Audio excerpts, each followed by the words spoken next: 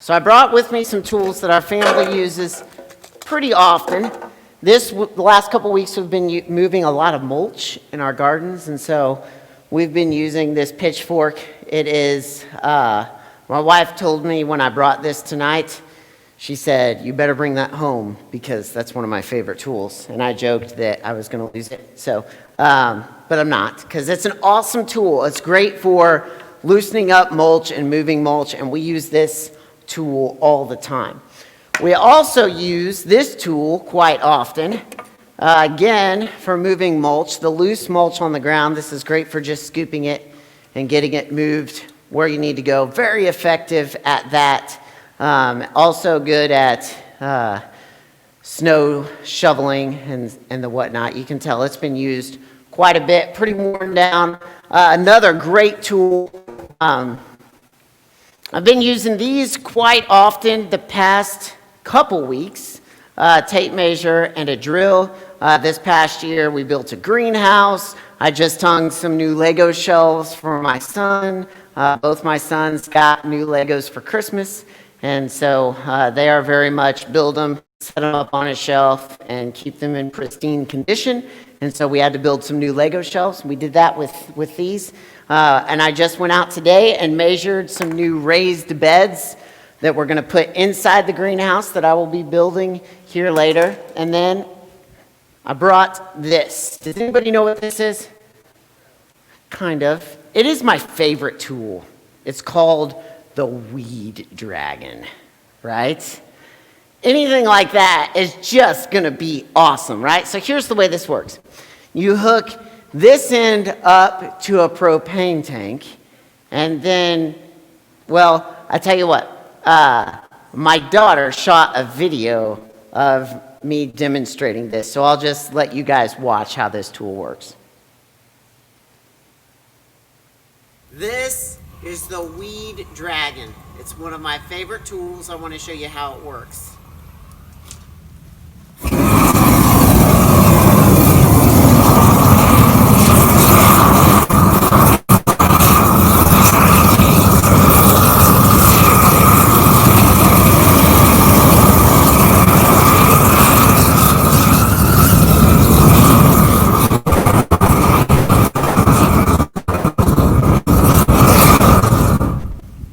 There you go. Yes, pretty much. It's awesome, right? I used this to kill weeds in our driveway like I was doing there. It was pretty wet, so but they shrivel up pretty well. I use this to get weeds down along our chain link fence. You know, the grass kind of grows up the fence, and so I use this to get the weeds down along the chain link fence. I look for any excuse to use this tool that I possibly can. I use this tool to get rid of weeds in our garden. That might not be the best idea, but more on that later, next week or so. But this is an awesome tool. It's my favorite tool. Actually, I'm going to keep it right up here because we'll come back to this in a little bit. It is an absolutely incredible tool.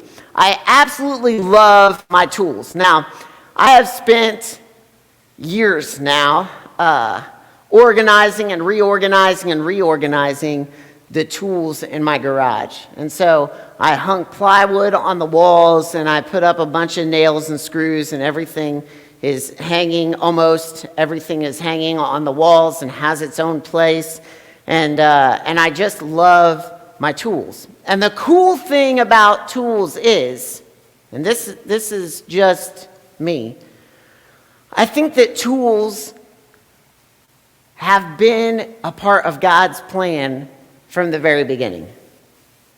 It seems weird, but I think that tools have been a part of God's plan from the very beginning. Check this out in Genesis.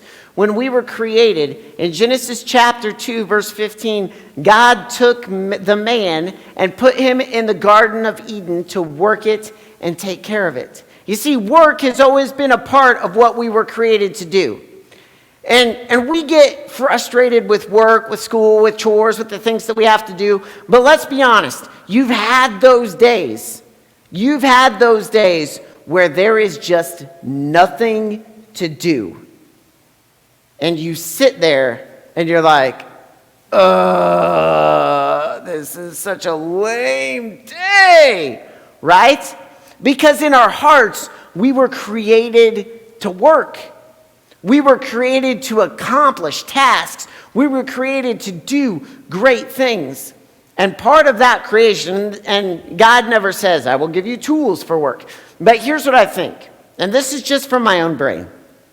I think that God created us for work, and in the midst of creating us for work, God created us with the creativity to create tools that would make that work easier and more effective. And so, from my perspective, God created us for work, and tools have always been a part of God's plan to make that work more effective. I love the way that Paul talks about tools and the way that he uses tools. And see, everywhere that Paul went, he was looking for any and every opportunity to use a tool that was going to spread the gospel of Christ. Any and every opportunity to use whatever was a part of that culture, whatever was a part of their lives, to spread the opportunity to share Christ. Check this out. In 1 Corinthians chapter 9, starting in verse 19, it says, "For though I am free from all," in other words, Jesus has set us free from sin. He's free. "I've made myself a servant to all that I might win more of them. To the Jews I became a Jew in order to win Jews. To those under the law I became under the law, though I'm not under the law, that I might win those under the law. To those outside the law I became outside the law, not being outside the law of God, but of Christ, that I might win those outside the law. To the weak I became weak, that I might win the weak. I have become all things to all people." Paul used whatever tools he had at his disposal. And here's the deal. This is a pretty stinking powerful tool. With this device, with this phone, you can do all kinds of things. You can measure a room. You can find out if things are level. You can get from one location to the other. You can connect with other people in countless ways. You can add, subtract, multiply. You can figure out information on anything that you want to figure out on this tool. Phones are a powerful tool. And so the question becomes, how would God want us to use this powerful tool? How would God want us to use this powerful tool? You see, if Paul was around today, he would say, "To the weak I became weak. To the Jews I became a Jew. To those that followed the law, I followed the law. To those that used a smartphone, I used a smartphone." And here's what I think. Again, this is from my own brain. I think that God created us with the creativity to use tools to be more effective at our jobs. And those tools can be used to spread Christ's kingdom. And this is a huge tool that we can use to further the kingdom of God. This is a huge tool that we can use. And a lot of us separate out our phones and our religion. Yeah, we want to be careful with our phones. We want to do the right things with our phones. But at the end of the day, we don't look at this and say, all right, how can I use this tool to further God's kingdom? At the end of the day, we look at this as a phone to connect with other people, and then we've got our religion that's over here. And I think that Paul would say, no, let's combine them. And we see Paul put this to work. See, Paul went to this city of Athens. Athens was known as this city that is just crazy idol worship central. They had this place called the Areopagus that had just statue after statue after statue after statue of idols. And most of us think, all right, idols, bad over here, religion, following Jesus, good over here, and we would separate the two. But that's not what Paul does. Paul goes in and he stood up in the meeting of the Areopagus and said, "People of Athens, I see that in every way you are very religious, for as I walked around and looked carefully at your objects of worship." Let's stop right there. Paul, when he got to Athens, spent his time walking around and just taking in their different idols, seeing if any of them could be used as a tool for Christ. He said, as I walked around and looked carefully at your objects of worship, I even found an altar with this inscription, to an unknown God. So, you're ignorant, you don't know the very thing you worship, and this is what I'm going to proclaim to you. He said, I see that you have this idol that says, to an unknown God. I want to tell you who that God is. You see, Paul would say, let's not separate out the tools from an opportunity to share Christ. Let's make them one. And so the question is, again, how do we use this? Because a lot of times, guys, and I think the same way often, I use this for email, I use this for phone calls, I use this for Facebook, I use this for texting. And so how do we take all of this and use it for God's kingdom? How do we use this powerful tool to spread the message of Christ? And here it is. First of all, God would have us just simply use this to connect with others. God would have us connect with other people through this tool. There are countless ways that we connect with other people. There are countless ways, you guys listening?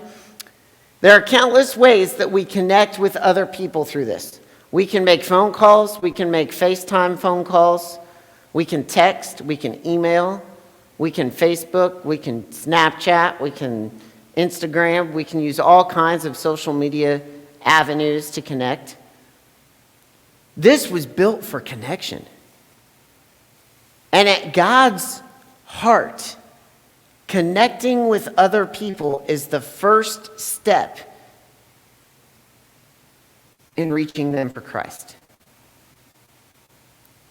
Connecting with other people is the first step in reaching them for Christ. As Paul walked through the city of Athens, he was spending time with the people. He was getting to know them. He was getting to know their culture. He was getting to know the things about the way they lived. He was trying to figure out who they were and what they believed and the things that made them tick. He was connecting with them. The first thing that I do when I go to use this tool is take this end and connect it to a propane tank. Because without it being connected to a propane tank, this does absolutely nothing.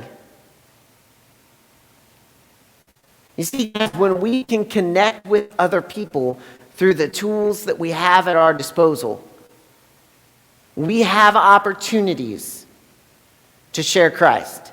We have opportunities to show people the love of Jesus Christ. He has given you everything you need in this tool right here. And I know some of you don't have this yet. And whether you have this or not, it's a very important question to ask yourself and to just be honest. How can I use this for God's kingdom? How would God have me use this powerful, powerful tool? And the first way is simply to connect with other people. You guys are so good at that. You're so good at connecting. This generation is better at connecting with other people than the generations of the past. And so I encourage you to continue to use that and use that for God's kingdom. The second way is this. You have to connect the right way with love. You see, when Paul went into Athens, you know what he didn't do? He didn't walk in and be like, dude,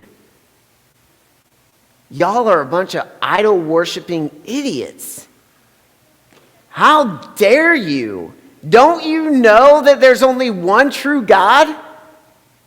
You know, he didn't go in and just start ripping them apart and telling them all the things they did wrong. No, he walked in and he was like, listen, there's this thing that you don't understand.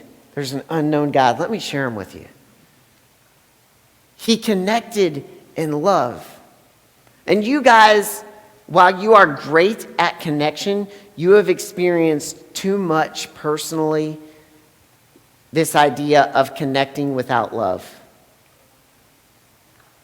You've been hurt too many times through the connection that this tool, that this device brings. You've seen friends and family members hurt through this tool. And guys, that is never what God intended when this device was created. And I'm convinced that God has a purpose for this device right here. And God did not intend this device to be used to tear people down. No, God intended this device to be used to connect with people in love. To connect with people in the way that He created us to connect. To truly show people the love of Christ. You see, when I connect this weed dragon to the propane tank, not only do I have to connect it the right way, but I have to take a match and I have to light it down here at the bottom in order for the flame to go before I can ever squeeze this trigger. And see, our love is the flame that shoots out and shows other people Christ. Our love and our connection is what shows other people Jesus Christ. The truth is this, guys. I am convinced of this. The people that you see every day, they already know you're a Jesus follower. The people you see every day already know you're a Jesus follower. They're just waiting to see if you express His love to them. The people that you are around every day already know you're a Jesus follower. They're just waiting to see if you express His love to them. Every text, every phone call, every email, every social media post, every social media like, every heart, every comment should be drenched in love for others. That's a lot. When I start to think about it, every phone call, every email, feeling frustrated, every social media post and comment and like and heart and text should be drenched in love.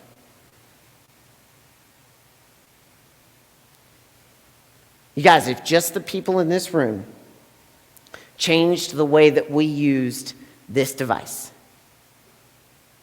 if every time we picked this up, we asked ourselves the question, how would God have me use this? If just the people in this room did this, our schools would see a change in the way that social media posts were posted. Our schools would see a change in the way that things went viral. Our schools would see a change in the way that people built each other up. Our schools would see a change in the way that people expressed the love of Christ to others. We should be drenched in love in everything that we use this tool for. This is a powerful, powerful tool, and we have a chance to connect with other people and express love to them in a way that we have never been able to do so in the history of mankind. How many of you are active on social media? Most of you, a lot of you.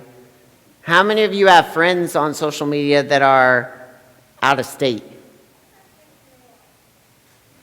Right? Never in the history of man have we been able to connect so readily with people across the world. And that's just the people that are out of state. That isn't your friends that check your social media posts every single day. That may just be people that come across it every once in a while. If we change the way we use this tool, your friends, the friends that Jackson sees every day that use this, they're going to change the way that they view Jackson. And they're going to see that Jackson is making a change in the way that he uses this tool. And we have a real opportunity to use this tool in a way that changes the world for Christ. So we have to connect with others, and we have to connect the right way. We have to connect in love. And the third thing is this: we have to look for opportunities to share the love of Christ. We have to look for opportunities to share the love of Christ, opportunities to use this tool in a way that is powerful. When Paul walked into Athens, he looked for opportunities to use the tools that they had at their disposal. He walked through the area with all of the idols, and he looked for tools and opportunities to use those tools. Guys, too often I pick up this phone and I don't think, all right, what opportunities am I going to find to show someone the love of Christ?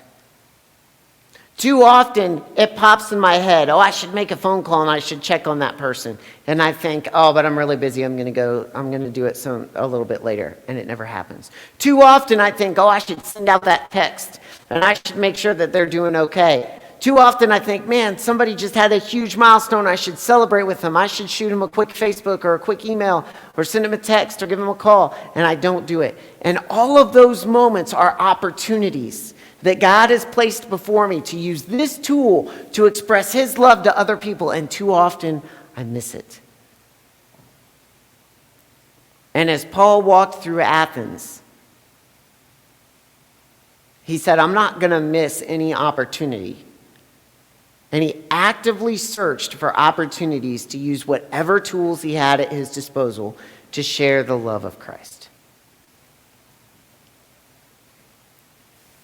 And we have to seek out opportunities to use this tool to express the love of Christ to people around us. There are people that check your social media posts every day. There are people that you don't even know that follow you. Your friends check your posts, and you may not even know that they check your posts every day, but they're looking at who you are and what you do and what you post and how you encourage. And if we can begin to use this tool, it can be a powerful, radical thing that can change our culture. And God has given us an incredible opportunity to express his love to others. You see, the truth is that people know you're a follower of Christ. It's true. You can ask most people that you come into contact with, and they will say, yeah, I know you're a follower of Christ. They're just looking to see if his love flows through you. And the more that we love others, the more they will see Christ in us. People are looking to see if Christ's love flows through you. They're looking to see if Christ's love flows through you using this tool. And we have to search for opportunities. I drive my wife crazy because I search for opportunities to use this tool. Right? I'm like, hey, I think the weeds are getting a little tall. I think I should pull out the weed dragon. And she's like, ugh. Right? Hey, I think we need to go get the weeds down along the fence row. Right? Man, our grass is growing in the driveway an awful lot. I think I need to use the weed dragon. I'm always looking for opportunities to use this because it is an absolute blast to use. It's one of my favorite tools. And I love to see the difference that it makes. I love to see the fire it creates, but I love to see the difference that it makes, how it just burns down weeds and doesn't allow them to come back. And in the same way, we should be looking for every opportunity to use this tool. And it is so cool when we express love through this tool and we see the difference that it makes in someone's life. It's so cool when we express Christ's love through this tool and we see that he is using us through this tool to change the world for his kingdom. And the best way to do that is simply, it's really simple. Connect with others, connect the right way in love, and search for opportunities to love others. I give a really practical application every week Something that you can go home and you can say, all right, this is what I'm going to do. This is the next step that I'm going to take in my faith. And the practical application this week is simply this. I want you to seek out 3 people this week that you can intentionally express love to. And the band, you guys can come on up. They're going to play another song here. But I want you to find 3 people, 3 opportunities that you have this week to express the love of Christ through this tool that we call a smartphone. Because this tool that we call a smartphone is a tool that can radically change people's perception of themselves, people's perception of the way that their life fits into this culture, and people's perception of the way that God loves them. There are people that will know the love of God through this tool. And it's up to us to use it. Because if we're not connecting and we're not using it the right way, they may not know. You see, people know that we're followers of Jesus. They're just waiting to see if his love flows through us.